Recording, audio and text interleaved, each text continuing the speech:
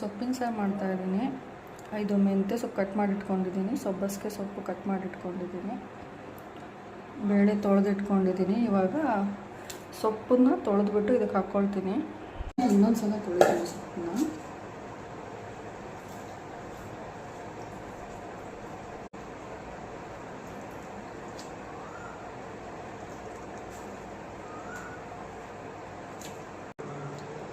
ತೊಳೆದಿರೋ ಸೊಪ್ಪನ್ನು ಈ ಬೇಳೆ ಮೇಲೆ ಹಾಕ್ಕೊಳ್ತೀನಿ. ನಾನು 2 ಸಲ ತೊಳೆದಿದ್ದೀನಿ. ಫಸ್ಟೇ ತೊಳೆದ್ಬಿಟ್ಟು ಸೊಪ್ಪನ್ನು ಆಮೇಲೆ ಕಟ್ ಮಾಡಿದ್ರೆ ಅದು ಕ್ಲೀನ್ ಇರೋಲ್ಲ ಅಷ್ಟು. ಫಸ್ಟೇ ಕಟ್ ಮಾಡಿಬಿಟ್ಟು ಆಮೇಲೆ ತೊಳೆದ್ರೆ ಫುಲ್ ಕ್ಲೀನ್ ಆಗುತ್ತೆ. ಇವಾಗ ಒಂದು ಟೊಮೆಟೊನ ಹೆಚ್ಚಾಕೊಳ್ತೀನಿ.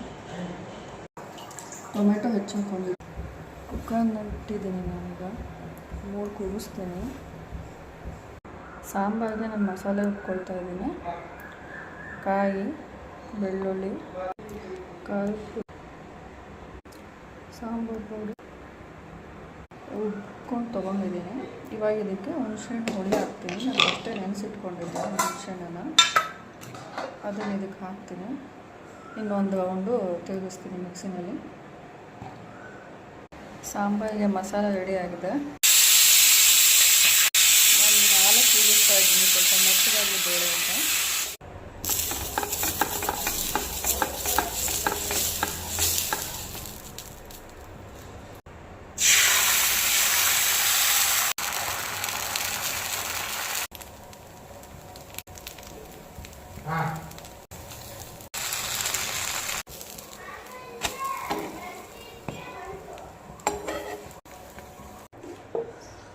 ಸಾಂಬಾರಿಗೆ ಬಂದಿದೆ. ರುಬ್ಬಿರೋ ಮಸಾಲೆನ ಅದಕ್ಕೆ ಹಾಕ್ಕೊಳ್ತೀನಿ.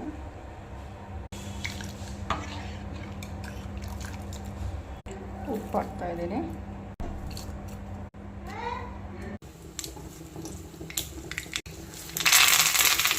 ಸಾಂಬಾರಿಗೆ ಒಗ್ಗರಣೆ ಹಾಕ್ತಾಯಿದ್ದೀನಿ.